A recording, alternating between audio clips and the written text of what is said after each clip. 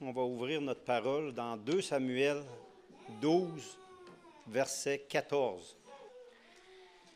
Donc, dans 2 Samuel, chapitre 12, verset 14, la parole de Dieu nous dit « Mais parce que tu as fait blasphémer les ennemis de l'Éternel en commettant cette action, le Fils qui t'est né mourra. » Que Dieu bénisse sa parole. Amen. Demeurons toujours debout pour le moment de louange. En fait, c'est 2 chants spéciaux. Vous pouvez vous asseoir qu'on va faire. Jean-Guy nous a invité à partager avec vous 2 chants qu'on fait à la maison. On pratique ça à le culte le matin et le soir. On fait ça en famille. C'est ce qu'on fait aussi le sabbat après-midi pour mémoriser la parole de Dieu. On prend des chants qui existent, on les traduit en français parce que la plupart du temps sont en anglais. Donc, ça nous permet d'une façon simple, facile, pour ceux qui ont, comme on dit, l'oreille musicale un peu, d'apprendre la parole de Dieu facilement sans se forcer. Donc, vous allez pouvoir voir les paroles à l'écran. Nos yeux vont être là aussi. Si vous voulez suivre avec nous, puis on vous l'offre en cadeau, puis de la part du Seigneur qui vous aime.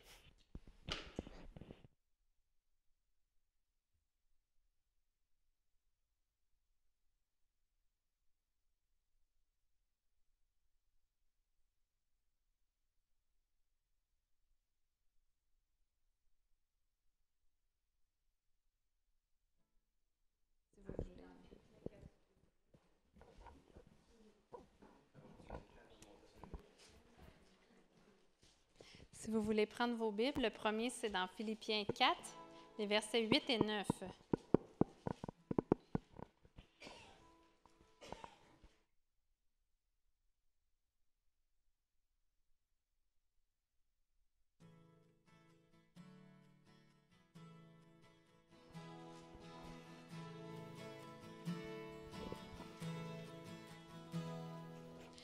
Philippiens 4, versets 8 et 9. Philippiens 4, versets 8 et 9. Au reste, frères, que tout ce qui est vrai, que tout ce qui est honorable, que tout ce qui est juste, que tout ce qui est pur, que tout ce qui est aimable, que tout ce qui mérite l'approbation.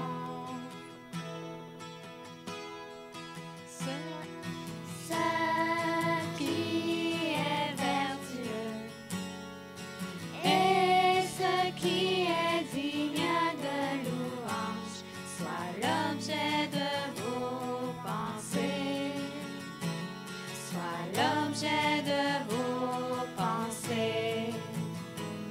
Ce que vous avez appris, reçu, entendu de moi, et ce que vous avez vu en moi, pratiquez-le, et le Dieu de paix sera avec vous. Au reste, frères, que tout ce qui est vrai, que tout ce qui est honorable, que tout ce qui est juste, que tout ce qui est pur, que tout ce qui est aimable, que tout ce qui mérite l'approbation.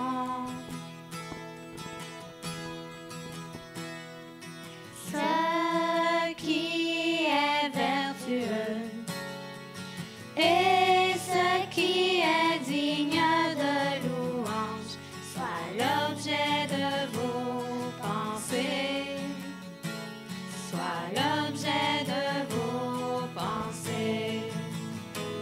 Ce que vous avez appris, reçu, entendu de moi, et ce que vous avez vu en moi, pratiquez-le, et le Dieu de paix sera avec vous.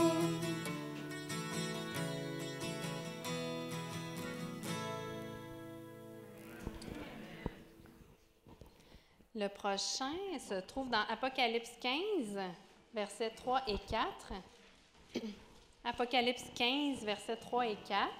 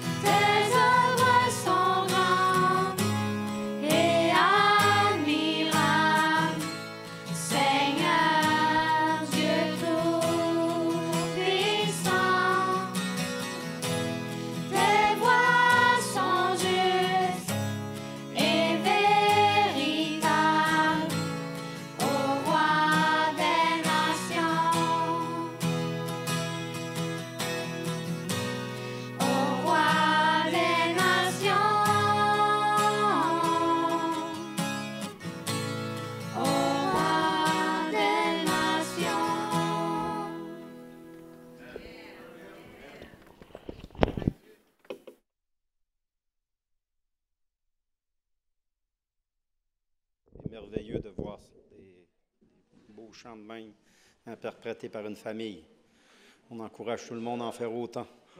Il va juste en avoir un dernier à la fin pour sortir aussi, là, qu'on va vous offrir. Puis c'est ça. Si vous voulez quitter comme à l'habitude ou écouter, c'est libre à vous.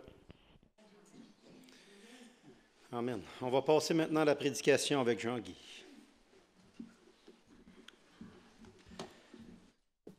Merci, Michael et Caroline. Ils sont venus chez nous une fois, puis on les écoutait pendant plus d'1 heure chanter toutes sortes de chants comme ça. Il y avait des versets qui étaient longs, longs, longs. Ils te récitaient de ça. Je dis, wow, Seigneur, je prie pour qu'un jour cette famille se ramasse en prison. Quand ils vont chanter, que toutes les portes vont trembler, puis que tous les prisonniers vont se convertir quand ils vont entendre des enfants chanter la parole de Dieu. J'avais comme l'impression d'être au ciel quand je les entendais. Je disais, wow, j'ai trouvé ça beau. Alors, je n'ai parlé au pasteur. Le pasteur, il dit, pas de problème, ça peut édifier l'assemblée.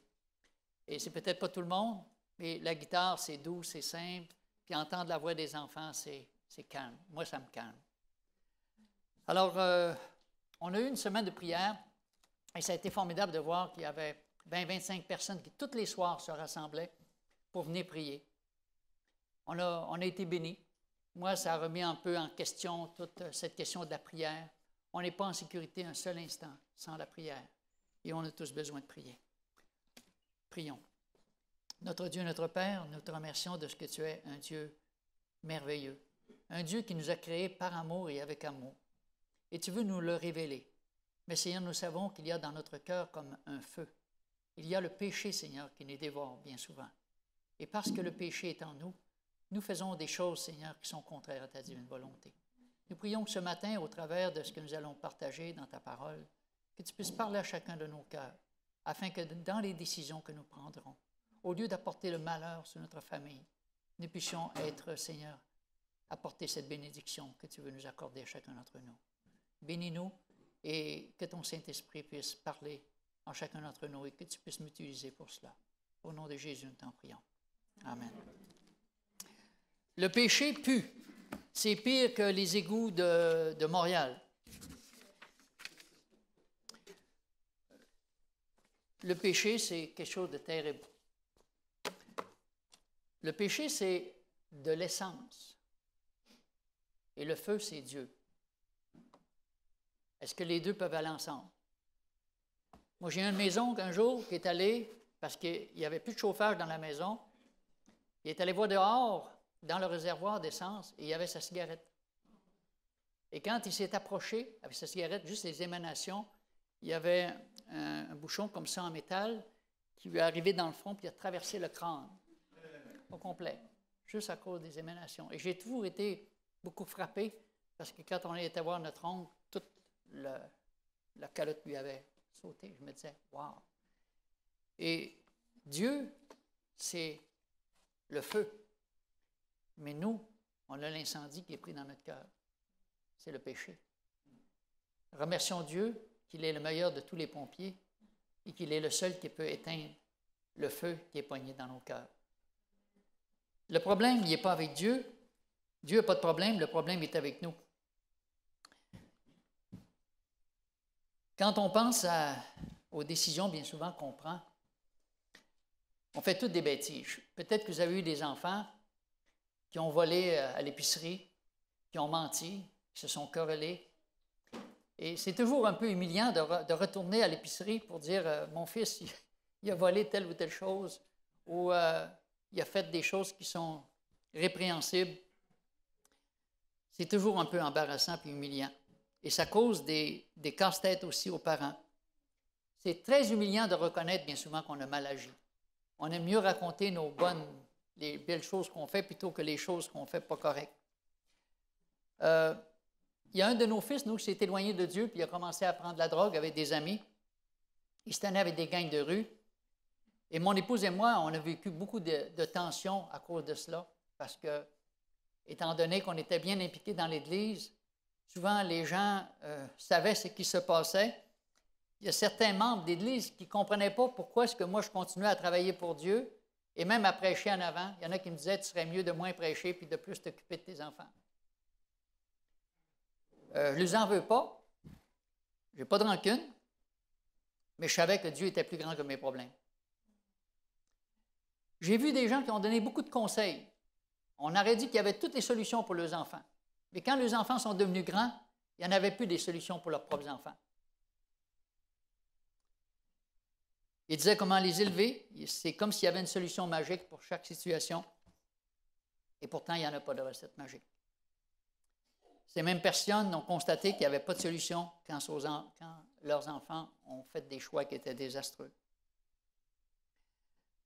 Le nom de David dans la Bible est un des noms qui est le plus mentionné. Savez-vous combien de fois que le nom de David est mentionné dans la Bible? À 1100 reprises. 1100 fois. Il n'y a que le nom de Jésus et Jésus-Christ mis ensemble qui le surpasse par 1200 fois. Et c'est remarquable de voir que le nom de David est autant mentionné dans la parole de Dieu. Tout le monde connaît les exploits de David, hein, avec Goliath. Wow!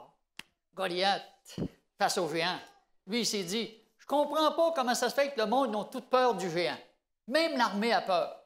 Il se dit, il est tellement gros, je ne peux pas le manquer.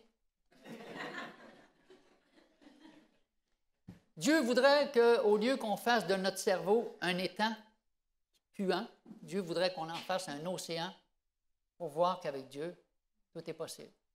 Et pourtant, ce même David n'avait pas peur du géant Goliath, mais face à une femme, il était complètement battu. C'était un guerrier extraordinaire. Il essayait de détruire tous ceux qui essayaient de détruire les ennemis de Dieu. David a connu beaucoup plus de victoires que d'échecs. Et David s'appuyait constamment sur Dieu.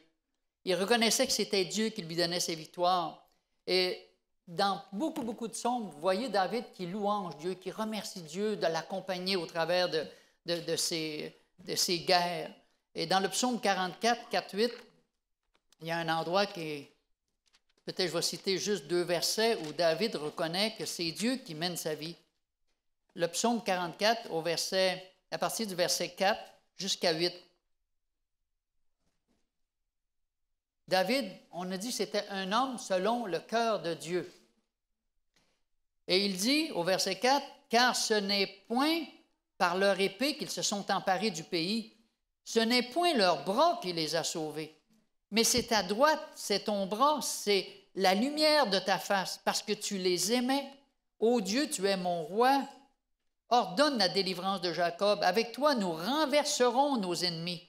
Avec ton nom, nous écraserons nos adversaires. Ce n'est pas en mon arc que je me confie. Ce n'est pas mon épée qui me sauvera, mais c'est toi qui nous délivres de nos ennemis et qui confonds tous ceux qui nous haïssent. » David reconnaissait la présence de Dieu dans tous les aspects de sa vie. Tout ce qu'il faisait, il disait, « Je te remercie, Seigneur, c'est pas parce qu'on a un bouclier, qu'on a nos épées, qu'on a nos lances, qu'on est habillé comme des soldats. C'est pas ça qui nous donne la force. C'est toi, Seigneur, qui fait la différence dans notre vie. » David louait Dieu. Psaume 20, 8 à 10. Il y en a plusieurs, mais c'est les 2 seuls qu'on va lire. Psaume 20, versets 8 à 10. Ça dit, « Les ennemis de l'Éternel, ceux-ci s'appuient sur leurs chars, ceux-là sur leurs chevaux. Mais nous, qu'est-ce qu'on fait? Nous invoquons le nom de l'Éternel notre Dieu.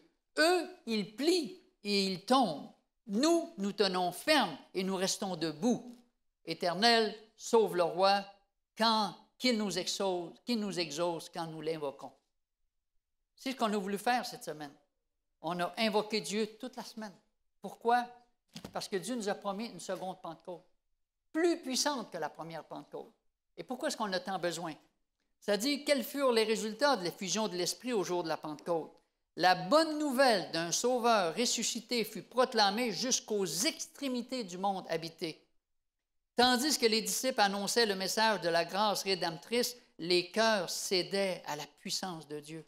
L'Église voyait venir à elle de nombreux convertis de toutes les classes de la société. Les rétrogrades revenaient à la foi. Les pécheurs s'unissaient aux croyants pour rechercher la perle de grand prix. Quelques-uns de ceux qui avaient été les ennemis les plus acharnés de l'Évangile devenaient ses meilleurs champions. Chaque chrétien voyait dans son frère une révélation de l'amour divin. Un seul intérêt prévalait, un seul sujet d'émulation éclipsait tous les autres. Refléter le caractère du Christ et travailler à l'édification de son royaume. Cette Pentecôte-là, elle va être encore plus extraordinaire. Et on prie pour ça. C'est ça qu'on va avoir. On sait qu'on n'a pas cette puissance-là. La puissance n'est pas en nous. Dieu veut nous l'accorder, mais c'est à nous de se mettre dans la condition pour la recevoir. Il faut que Dieu balaie en nous tout ce qui n'est pas de lui. Maintenant, au milieu des difficultés, David remettait sa vie entre les mains de Dieu. Mais alors que David a dominé sur toutes les nations, alors que David est riche, alors que David est puissant, alors que tout le monde admire le jeune David, David, dans son palais, remarque la femme d'un de ses officiers. Elle est magnifique. Elle est belle. En québécois, on dit c'est un pétard.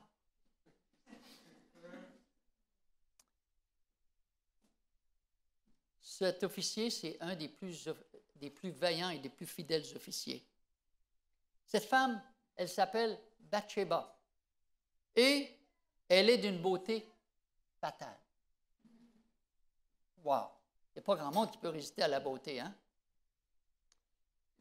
Quand David la voit, c'est plus fort que lui. Il ne pense même pas à consulter Dieu, hein? Ben non, il ne faut pas qu'il parle à Dieu. S'il parle à Dieu, Dieu va dire, fais pas ça. Il ne consulte pas Dieu. À ce moment-là, il ne prie plus Dieu. Il l'a mis de côté. Parce que sa convoitise lui a complètement obnubilé la présence de Dieu. Et ce qui devait arriver, arriva. Et quand elle se retrouve enceinte, David dit, « Wow, je suis faite. Si ma famille apprend ça, si Uri, qui est son mari, apprend qu'est-ce que j'ai fait pendant que lui était à la guerre, c'est fini, le déshonneur tombe sur ma famille. Qu'est-ce que les gens vont penser de moi? » Il a peur. Et là, il panique. C'est la panique terrible. Dans sa tête, il n'est plus capable de réfléchir. Et il va passer de l'adultère à quoi? À l'homicide. Il va faire un plan incroyable pour faire disparaître Uri. Comment un homme de Dieu arrive-t-il de passer au critère de l'adultère pour devenir un meurtrier? Un homme qui connaissait Dieu, qui aimait Dieu, qui depuis sa tendre enfance louait et chantait. Puis quand on regarde tout ce qui est écrit dans les psaumes, c'est extraordinaire, tous les chants qu'il y avait là-dedans. Et pourtant, David s'est fait piéger par l'ennemi. Alors que tout allait bien, alors qu'il avait la gloire, alors qu'il n'avait même plus besoin d'aller combattre, il savait que Dieu allait les détruire. Dans les temps de prospérité, c'est là que nous sommes le plus en danger. Dans l'Église, la prospérité amène la majorité à venir ici, mais dans le temps de l'adversité, elle en chasse la majorité.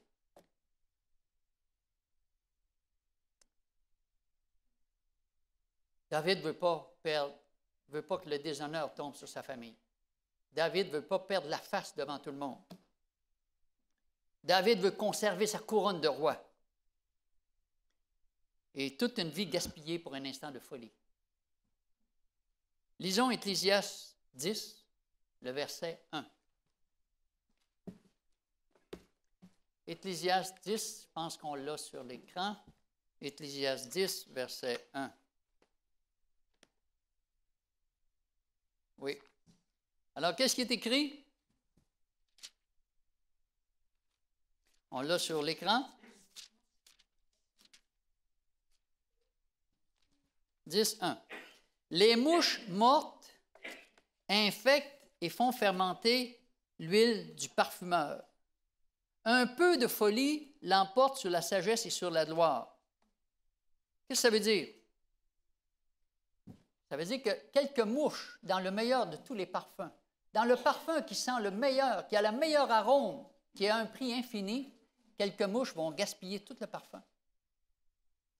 Ainsi en est-il pour un geste irréfléchi. Une décision stupide qui va ruiner sa vie et le bonheur de sa famille, qui va ruiner sa réputation. Un seul faux pas, et c'est une vie brisée. Et c'est ce que l'ennemi veut faire. Il surveille le moment favorable pour nous faire tomber, pour nous faire chuter. Et là, le malheur et la ruine vont arriver sur sa famille. Le nom du peuple de Dieu et de celui de David va être sali et traîné dans la boue. Et j'imagine que Satan se met à rire pour dire, « Ah, ça, c'est le peuple de Dieu. Ça, c'est le roi d'Israël. » Et Satan et tous ses anges disent, « On le savait. Personne ne peut garder les commandements de Dieu, c'est impossible. » La preuve, un homme selon le cœur de Dieu qui a convoité, qui a commis l'adultère et qui en plus a fait tuer une personne. Ça, le peuple de Dieu, quelle sorte d'église que vous êtes? Et j'imagine tous les ennemis de dire, même les païens et les athées n'en font pas des choses aussi pires. La honte. Est-ce qu'on aimerait qu'une sorte de honte tombe sur nous comme ça? Il n'y a personne qui souhaiterait ça, hein? Dieu avait créé un monde parfait. Pas de violence, pas de guerre, pas de maladie. Mais à cause de la décision que l'être humain a prise, ce monde-là est devenu plein de problèmes pour Dieu. Et c'est Dieu qui doit réparer les pots cassés constamment, comme nous, on essaie de réparer les pots cassés avec nos enfants, ou comme on essaie de réparer les pots cassés au sein de l'Église. Pas pour éliminer, mais pour sauver. 2 Samuel, chapitre 12.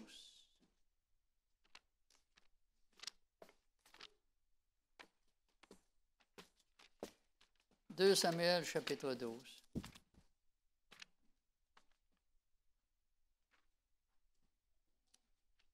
Au verset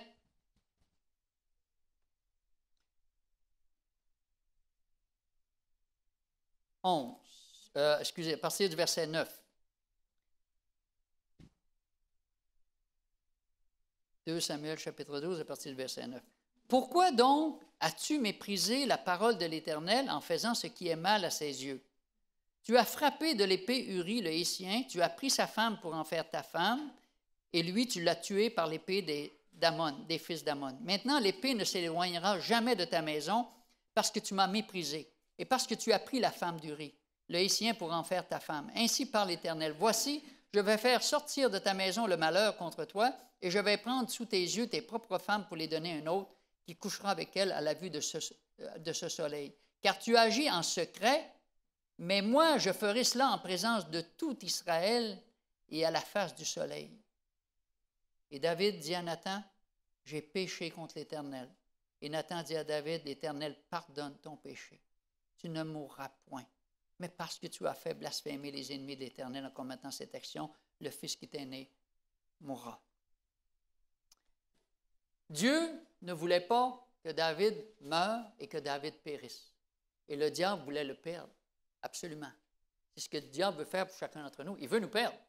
Dieu veut nous sauver. Le diable veut le perdre. Et c'est Dieu qui allait maintenant défendre l'honneur de son peuple et l'honneur de David. Comment Dieu va-t-il faire cela? Psaume 94, 8-12.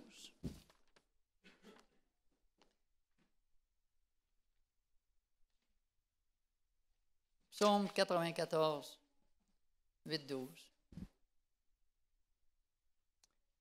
Écoutez, quand on lit la Bible, je ne sais pas si cette semaine, parmi les jeunes, est-ce qu'il y en a parmi vous qui ont reçu des textos ou qui ont envoyé des textos? Est-ce qu'il y en a parmi vous, les jeunes? Levez la main s'il y en a qui ont envoyé des textos ou qui ont reçu des textos cette semaine. OK? Il y en a quelques-uns, pas beaucoup.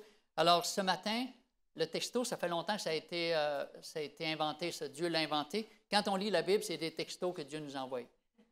Alors, si on ne veut pas les regarder, c'est notre problème. Mais si on veut les regarder, Dieu nous texte ce matin, qu'est-ce qu'il veut nous dire?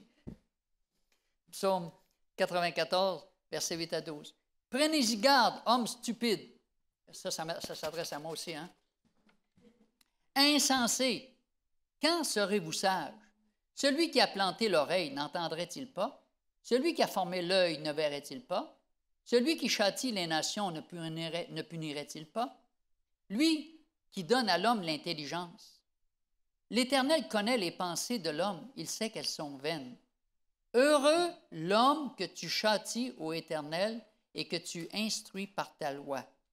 Heureux l'homme que tu châties. Wow! Seigneur, ça c'est quelque chose qu'on n'aime pas.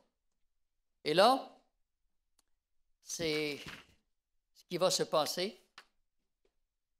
C'est Nathan qui vient. Imaginez-vous Nathan qui doit délivrer un message à David pour dire, David, ce que tu as fait, là, c'est vraiment pas correct. Il faut que tu te repentes de ce que c'est que tu as fait et toute la nation va savoir qu'est-ce que tu as fait.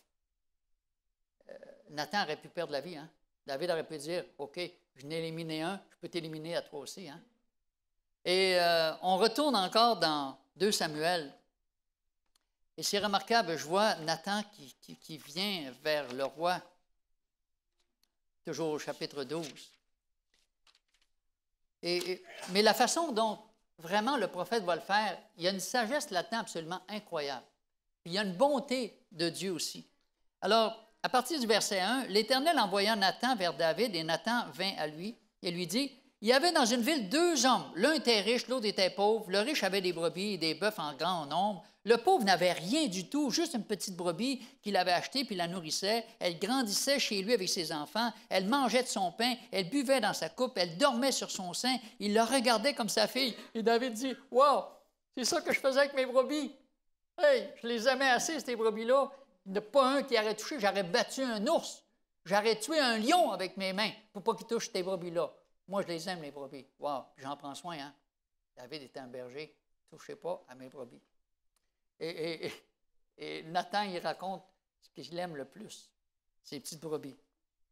Puis là, il dit au verset 4, « Un voyageur arriva chez l'homme riche, et le riche n'a pas voulu toucher à ses brebis ou à ses bœufs pour préparer un repas au voyageur qui était venu chez lui. Il a pris la brebis du pauvre et l'a prêtée pour l'homme qui était venu chez lui. » La colère de David s'enflamma violemment. « Quoi? Il n'y a pas quelqu'un qui a fait ça dans mon royaume. Il va mourir. Il va mourir. » Wow! C'est drôle.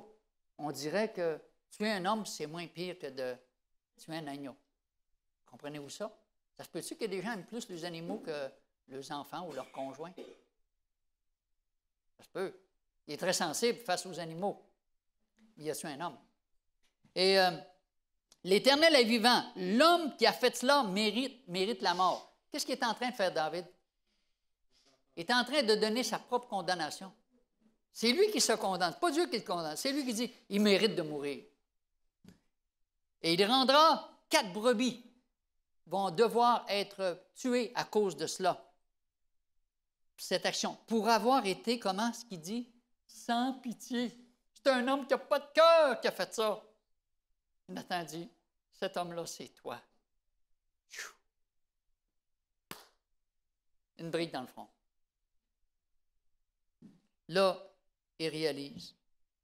Verset 7, et Nathan dit à David, tu es cet homme. Ainsi parle l'Éternel, le Dieu d'Israël, je t'ai oint pour roi sur Israël, je t'ai délivré de la main de Saül, je t'ai mis en possession de la maison de ton maître, j'ai placé dans ton sein les femmes de ton maître, j'ai donné à la maison d'Israël et de Juda, et si cela n'a pas été, j'aurais même encore ajouté, je t'en ai donné encore plus. Pourquoi donc as-tu méprisé la parole de l'Éternel en faisant ce qui est mal à ses yeux? Dieu dit, je ne suis pas un Dieu cheap. As-tu vu tout ce que tu possèdes, David? As-tu vu tout ce que c'est que tu as? Tu es tellement béni, tu as une abondance incroyable. Je t'aurais donné encore plus, tu m'avais demandé. Mais pourquoi est-ce que tu as fait ça? Et ça fait penser à l'histoire d'un jeune garçon qui se fait frapper. Puis il y a un monsieur qui voit la scène et le jeune garçon vole dans les airs, il tombe inconscient et le chauffeur se sauve.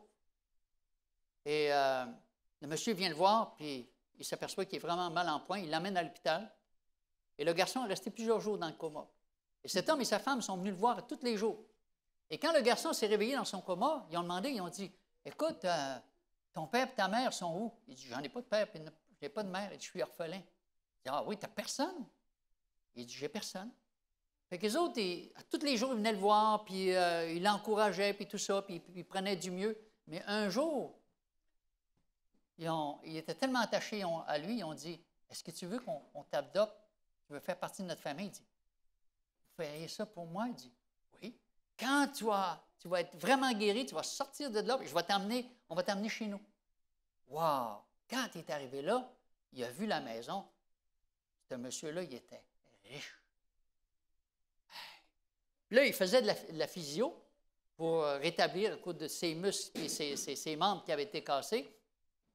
Et tous les jours, les parents allaient avec lui pour voir le physio. Mais un jour, il ne pouvait pas y aller. Alors, ils ont dit au jeune garçon, écoute, tu vas aller voir le physio, tu sais où c'est? Il dit oui. Puis là, il dit, tu le payeras. Ils ont donné un 20 $. Lui, il ne savait pas que c'était un 20 $. Il l'a mis dans sa main. Mais en s'en allant, il a ouvert sa main. Il a vu quoi? 20 $. Il dit, wow! Hey, je suis riche! J'ai jamais vu ça, 20 $. Il s'est sauvé, puis il n'est pas revenu chez eux. Et ce jeune garçon, au lieu d'avoir une éducation extraordinaire, de devenir soit un médecin, un professeur ou un ingénieur, toute sa vie, il a eu de la misère à gagner, à survivre. Il a fini, il est mort misérablement, alors que ses parents étaient riches, que son père était riche. Est-ce que ça se peut des fois, nous autres, qu'on puisse faire un choix aussi stupide? Parce qu'on a un peu de plaisir sur cette terre, qu'on peut délaisser tout ça, puis qu'on fait un mauvais choix en s'éloignant de Dieu, en pensant que c'est ça qui va nous apporter le bonheur. Combien de monde qui ont quitté l'Église en pensant qu'ils seraient plus heureux en faisant ce qu'ils voulaient? Heureux pour un peu de temps, alors que Dieu nous offre heureux pour tout le temps. David va se repentir, mais son premier fils, avec Bathsheba, va tomber malade, il va mourir. Ses autres fils se mettent à se moquer de leur père. David perd son autorité et son influence. Son peuple qui apprend ça n'a plus confiance en David. Le peuple commence à se laisser entraîner au mal plus facilement et plus librement, et ça dégénère extrêmement rapidement. Il y en a un qui va même commettre l'inceste avec sa sœur. Et parce qu'il commet l'inceste, son frère est tellement fâché après lui, il attend 2 ans, puis il planifie pour le tuer. Alors David apprend que son fils a été tué par son autre fils, parce que lui avait commis l'adultère. Et David n'a jamais repris le fils qui avait commis cet adultère. Il se sentait incapable à cause du péché qu'il avait commis. Voyez-vous comment des fois, même au sein de notre propre famille, quand on perd notre autorité, notre influence, et que nos enfants nous regardent, ils n'ont plus confiance, c'est ce qu'on peut leur dire. Parce que notre exemple parle plus fort que les mots qu'on peut dire. Et puis, il va y avoir des complots par-dessus complots. Adonijah, qui est un de ses fils aussi, va essayer de renverser son père. Lui aussi va mourir. Et finalement, ses 4 enfants vont mourir. Et David avait dit 4 fois plus. C'est lui qui avait donné sa propre condamnation. C'est pas Dieu. David ne s'est pas rebellé contre Dieu à cause de tout cela. Il s'est soumis à cette difficile discipline de l'épreuve. David reconnaît la bonté de Dieu et les folies de l'homme. Nous sommes tous un peu fous, les amis. Que celui qui se croit debout ne prenne garde de tomber. Nous apprenons au travers des épreuves. Et parce que le péché a tout gaspillé, Dieu il doit essayer de tout réparer. Dieu il fait de la rénovation, il fait du recyclage avec nous. Et on doit tous être recyclés. Et on a besoin de la grâce de Dieu pour cela. On apprend tous au travers des épreuves. Dans Hébreux 12, 4 à 8, Hébreux chapitre 12,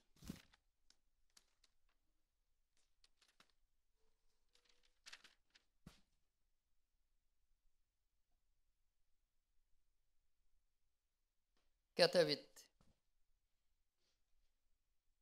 Vous n'avez pas encore résisté jusqu'au sang en luttant contre le péché. Et vous avez oublié l'exhortation qui vous est adressée comme à des fils. Mon fils, ne méprise pas le châtiment du Seigneur et ne perds pas courage lorsqu'il te reprend, car le Seigneur châtie celui qu'il aime et il frappe de la verge tous ceux qu'il reconnaît pour ses fils. Supportez le châtiment. C'est comme des fils que Dieu vous traite, car quel est le fils qu'un père ne châtie pas?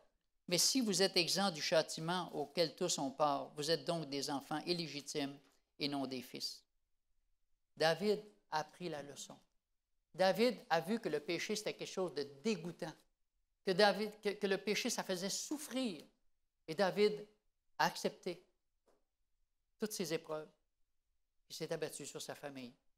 Et David est revenu vers Dieu. Alors, quand on lit tous les psaumes de David, quand David il dit « Seigneur, crée en moi un cœur pur, renouvelle en moi un esprit bien disposé, Seigneur. Redonne-moi, Seigneur, cette joie du salut. Merci, redonne-moi cette joie du pardon. Et Dieu supplie Dieu de lui redonner cette joie qu'il avait auparavant quand il avait cette communion aussi avec le Seigneur. Les faiblesses et les chutes nous rendent humbles et nous apprennent qu'on ne peut pas lutter seul contre le péché. C'est pourquoi le Seigneur nous a donné le cadeau du Saint-Esprit. On n'est pas capable de lutter seul contre les forces de l'ennemi. On a besoin du Saint-Esprit pour cela. C'est lui qui est assez puissant pour chasser l'ennemi de nos cœurs. Un mari peut abandonner sa femme, la femme peut abandonner son mari, les enfants peuvent vous abandonner, votre pasteur peut vous abandonner, l'Église peut nous abandonner, mais Jésus ne nous abandonnera jamais. On peut tout perdre, mais pas Jésus. Je termine avec Luc 3,16. Luc 3,16. Chapitre 3, verset 16.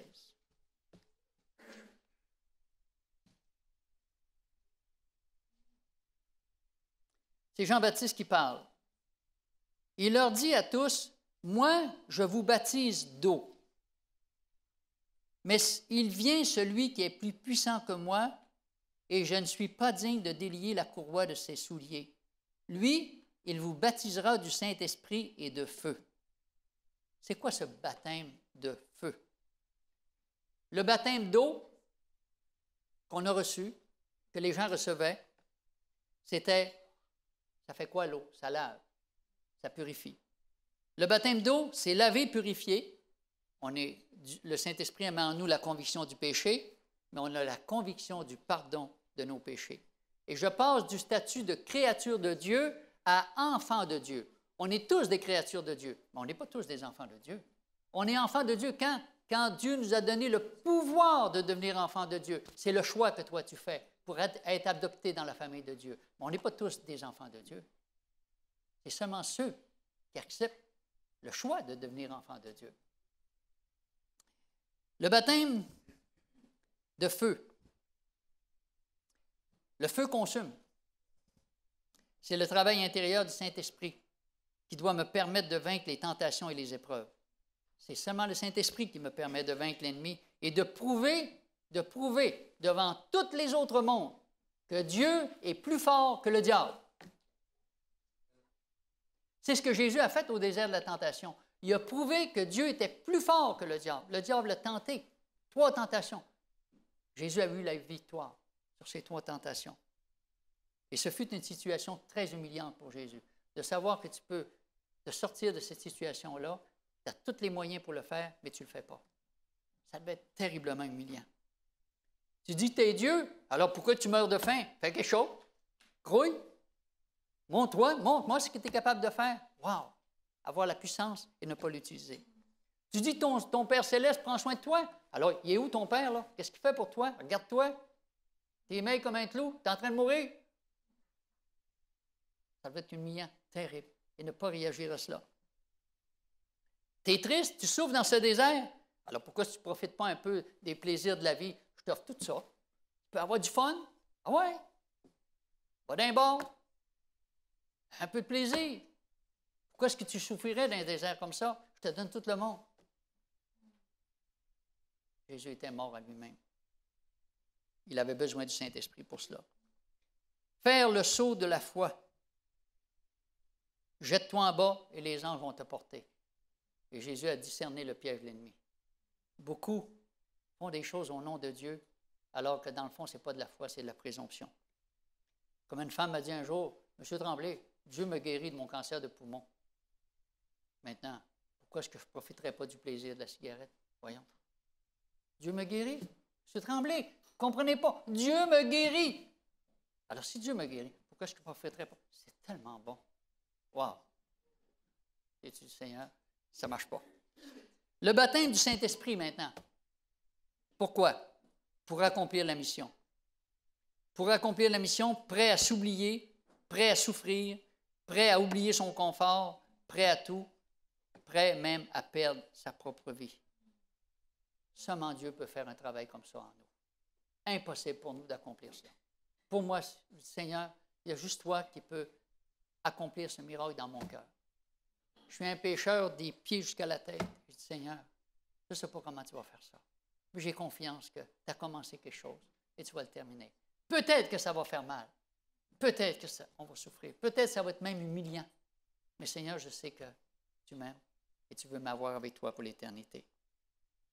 Jésus revient et seul l'amour de Dieu peut changer notre cœur.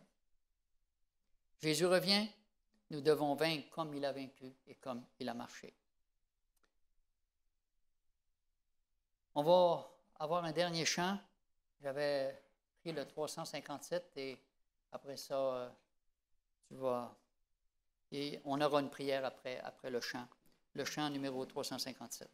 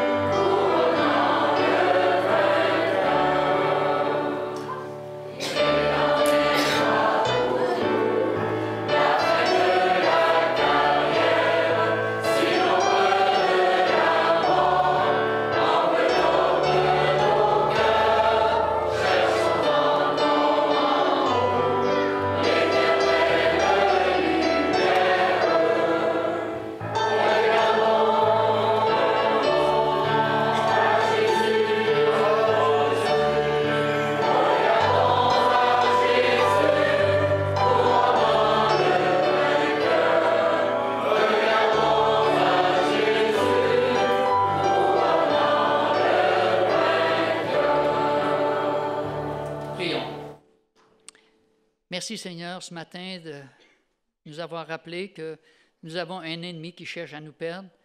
Mais toi Seigneur, si nous fixons les yeux sur toi, nous pourrons déceler les pièges de l'ennemi et te rester fidèle. Ne permets pas qu'on puisse salir notre esprit et notre corps de cette pollution morale, Seigneur, qui nous sépare de toi. Ne permets pas que notre esprit devienne une poubelle, mais que toi, tu puisses faire de ce cerveau un endroit où tu pourras contrôler nos vies. Que ta bénédiction repose sur chacune des familles présentes, sur chacun d'entre nous. Renvoie-nous de ce lieu avec ta paix, en ayant l'assurance, Seigneur, que si nous fixons les yeux sur Jésus, nous pourrons tenir jusqu'à la fin. En son nom, nous te prions. Amen.